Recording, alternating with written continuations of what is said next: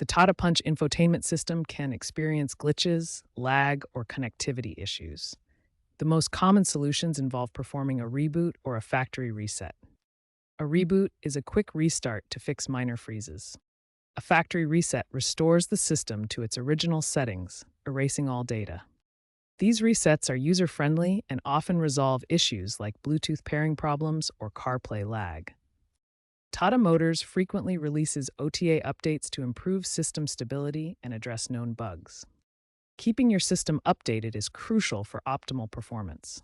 For severe issues, a dealer visit for reflashing may be necessary, but most problems can be resolved at home. To perform a reboot, hold the power button on the infotainment unit for 5 to 10 seconds until it restarts. This clears temporary glitches without data loss. For a factory reset, navigate to Settings, System, Reset Options, Factory Reset, or Erase All Data. Be aware this will erase all your personal data, so back up important Bluetooth pairings. For Bluetooth problems, a reset can help repair devices. With CarPlay, ensure your iOS is compatible, iOS 13 Plus, and follow the system's wireless setup. If issues persist, check for OTA updates via the Tata app or at a dealership.